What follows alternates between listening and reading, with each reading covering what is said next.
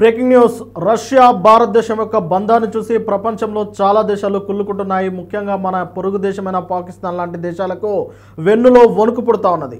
Russia అధ్యక్షుడు Vladimir Putin భారతదేశ గడ్డపై అడుగుపెట్టిన విషయం తెలిసిందే. ఈరోజు భారత ప్రధానమంత్రి నరేంద్ర మోడీ గారితో ఆయన కీలకమైన భేటీ నిర్వహించనున్నారు. ఈ భేటీలో పలు అంశాలపై వారు మాట్లాడుకోనున్నారు. ముఖ్యంగా ట్రేడ్, అలాగే దీంతో పాటు సైనికులకు సంబంధించిన కీలకమైన ఒప్పందాలు, అలాగే అణు ఒప్పందాలు, వీటితో పాటు చమురు, దీంతో పాటు న్యూక్లియర్ లాంటి అణు ఒప్పందాలపైన కూడా ఈరోజు చర్చించే అవకాశం ఉంటుంది. ముఖ్యంగా రెండు దేశాలకు నడుమ జరుగుతున్న ట్రేడ్ ఒప్పందాలు అనేది ఈ నేపథ్యంలో చాలా కీలకంగా ఉన్నాయి.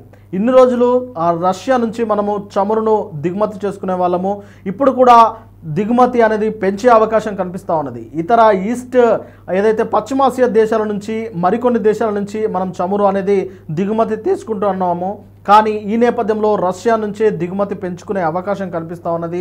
వీటితో పాటు S-400, S-500, Su-57 లాంటి యుద్ధ విమానాలపైన కూడా కీలకమైన భేటీ ఉండే అవకాశం ఉంటుంది. ఈ నేపథ్యంలో రష్యా అధ్యక్షుడు వ్లాదిమిర్ పుతిన్ అయితే ప్రపంచ దేశాలకు ఒక సందేశం ఇచ్చారు. భారత్తో స్నేహంగా ఉంటున్నంత మాత్రాన వేరే దేశాలకు మేము శత్రుత్వాన్ని పెంచుకునేందుకు కాదు అని చెప్పేసి ఆయన కీలకమైన వ్యాఖ్యలు చేశారు. అయినప్పటికీ అటు ట్రంప్ అయితే ఈ భేటీపై ఆయన నిశ్చితంగా పరిశీలిస్తూ ఉన్నారు. భారత రష్యాలు కలిపి, అంటే భారత రష్యాలు రెండు కలిస్తే ఏదో జరగబోతుంది, ఏదో ఇద్దరు కలిసి రెండు దేశాలు కలిసి ఏదో పెద్ద ఎత్తున చేయబోతున్నారు అన్న అనుమాన ధోరణిలోనే ట్రంప్ ఉన్నట్లు కనిపిస్తూ ఉన్నది. ఇక పాకిస్తాన్, అలాగే కొన్ని దేశాలు, పాకిస్తాన్ తరహా కొన్ని దేశాలు అయితే వెన్నులో వణుకు పుడతా ఉన్నాయి.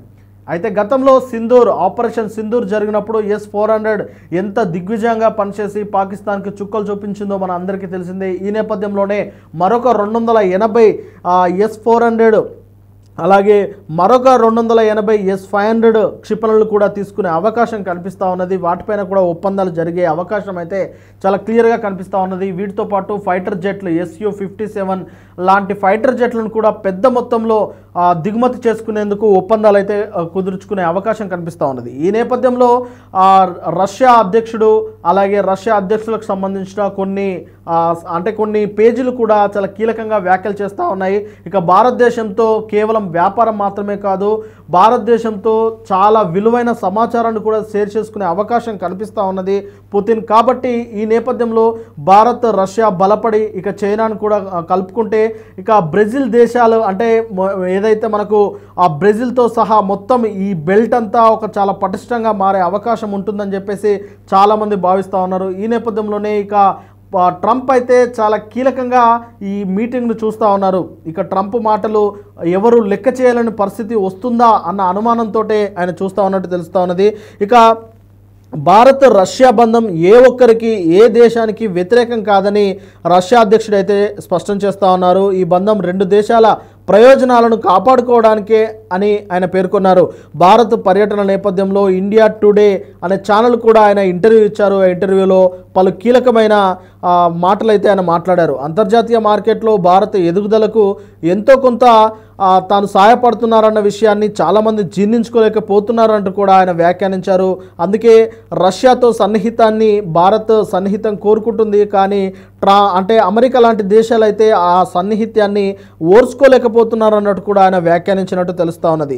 అయితే మొత్తం మీద బయట ఒత్తిళ్లకు, బయట ఎంతమంది ఒత్తిళ్లు చేసినా ట్రంప్ లాంటి వ్యక్తులే ఒత్తిళ్లకు తీసుకొచ్చినా సరే తాను మాత్రం ఎక్కడ తలొగ్గేది లేదు అని, భారత్తో తాను ఎప్పటికీ సన్నిహితంగానే ఉంటానని, మోడీతో ఎప్పటికీ సన్నిహితంగానే ఉంటానని అన్నట్టు ఆయన అయితే స్పష్టం చేశారు. మొత్తం మీద ఇప్పటికీ 90% ద్వైపాక్షిక వాణిజ్య లావాదేవీల సొంత కరెన్సీల్లో చోటు చేసుకుంటున్నాయని, సొంత కరెన్సీల్లోనే జరుగుతున్నాయని, 10% మాత్రమే డాలర్ పైన జరుగుతున్నట్లు కూడా ఆయన వ్యాఖ్యానించారు. అలాగే రష్యా నుంచి భారత్ ముడి చమురు కొనుగోలు చేయడంపై అమెరికా ఎన్ని అడ్డంకులు, ఎన్ని అవాంతరాలు సృష్టించినప్పటికీ పుతిన్ మాత్రం వాటిని తోసిపుచ్చారు. రష్యా చమురు కొనడానికి అమెరికాకు హక్కు ఉన్నప్పుడు భారత్కి ఎందుకు ఉండదన్నట్టు కూడా ఆయన ప్రశ్నించినట్టు చెప్పారు. కాబట్టి చమురు కొనుగోలు విషయంలో భారత్ విషయంలో చమురు కొనుగోలు విషయంలో ట్రంప్ జోక్యం చేసుకుంటే ఆయన మాటను అసలు ఖాతరు చేసేలేదన్నట్టు ఆయన అయితే స్పష్టం చేశారు. అలాగే అణు ఇంధన అవసరాల కోసం అమెరికా ఇప్పటికీ తమ వద్ద అణు ఇంధనాన్ని కొంటుందని ఆయన స్పష్టం చేశారు. అలాంటిది భారత్కి ఎందుకు ఇవ్వద్దు, భారత్కు అణు ఇంధనాన్ని ఇస్తామంటే ఎందుకు ట్రంప్ అడ్డుపడుతున్నారన్నట్టు కూడా ఆయన ప్రశ్నించారు. కాబట్టి ఎవరు ఎన్ని చెప్పినా, ఎవరు అడ్డంకులు సృష్టించినా భారత్తో స్నేహ సంబంధం ఇక వదిలిపోలేదు, భారత్తో స్నేహ సంబంధం అనేది కొనసాగుతుందని చెప్పేసి ఆయన అయితే చాలా స్పష్టం చేశారు. అలాగే గగనతలం విషయంలో కూడా అంటే అణు జెట్లకు సంబంధించి అంటే సైనిక విమానాలకు సంబంధించిన గగనతలాన్ని కూడా వాడేందుకు ఒప్పందాలు కూడా కుదుర్చుకున్నట్లు చెప్పారు. మొత్తం మీద S-400, S-500, Su-57 జెట్లతో సహా పలు అంశాలపైన ఇద్దరు ఒప్పందం కుదుర్చుకునే అవకాశం కనిపిస్తూ ఉన్నది. భారత్ అంతకంతకు బలపడుతుంది. ప్రపంచ దేశాలలోనే భారతదేశం మేటిగా ఎదిగేందుకు ఇది ఒక శుభసూచకంగా భారతదేశ నిపుణులు అయితే చూస్తూ ఉన్నారు. మొత్తం మీద వీరి కలయిక అనేది రెండు దేశాల కలయికగానే కాకుండా రెండు పెద్ద సామ్రాజ్య దేశాలు అంటే ఇది ప్రపంచంలోనే ఆర్థికంగా బలపడుతున్న రెండు దేశాలుగా చూస్తున్న ట్రంప్కి అయితే ఖచ్చితంగా వీరిద్దరు కలిసి ఏదో చేయబోతున్నారన్న అనుమానాలు అయితే రేకెత్తుకున్నాయి. ఇప్పటికీ భారతదేశంపై ఆయన విధించిన టారిఫ్ల నేపథ్యంలోనే భారత్ గుస్సా ఉన్న విషయం అందరికీ తెలిసిందే. అమెరికా పైన కూడా భారత్ అనేకమైన సుంకాలను విధించింది. కానీ భారత్ను భయపెట్టాలి, భారత్ను లొంగబరుచుకోవాలని చెప్పేసి ట్రంప్ ఎన్ని ప్రయత్నాలు చేసినా అన్ని విఫల ప్రయత్నాలుగానే మిగిలిపోయాయి. ఈ నేపథ్యంలోనే పుతిన్, మోడీ కలవడం కూడా ఇక ట్రంప్కి అయితే ఏం చేయలేని పరిస్థితి అయితే నెలకొన్నది. చూడాలి మరి పుతిన్ వెళ్ళిపోయిన తర్వాత భారతదేశం రష్యా మధ్య జరిగిన ఒప్పందాల నేపథ్యంలో ట్రంప్ ఎలాగా ఆయన వైఖరిని ఎలాగా బయటకు చెప్తారు, ఏదైనా ట్వీట్ చేస్తారా లేదంటే ఆయన బహిరంగంగానే ప్రకటన చేస్తారా అనేది అయితే కీలకంగా మారింది.